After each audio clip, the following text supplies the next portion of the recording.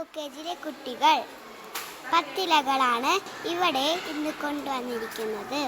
ഏതെല്ലാം ആണെന്ന് കണ്ടാലും നമുക്ക് മത്തൻ കുമ്പളം, ചേന ചേമ്പ്, താള് തകര, പയർ ചൊറിയണം, ചീര തഴുതാമ, ഇതെല്ലാമാണ് പത്തിലകൾ. കൂടാതെ ഔഷധ ഗുണമുള്ള മറ്റിലകളും ഉപയോഗിക്കാറുണ്ട്. കർക്കിടകത്തിൽ പത്തിലകൾ കഴിക്കുമ്പോൾ പ്രതിരോധശേഷി വർദ്ധിക്കും.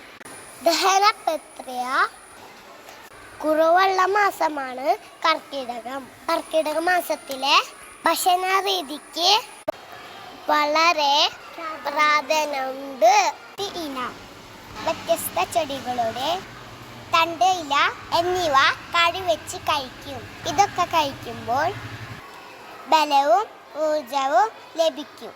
പത്തിലകളിലെ ഗുണങ്ങൾ ഇപ്പം എല്ലാവർക്കും മനസ്സിലായോ? കർക്കിടക മാസത്തിൽ എല്ലാവരും പത്തിലകൾ കഴിവെച്ച് കഴിക്കുമല്ലോ.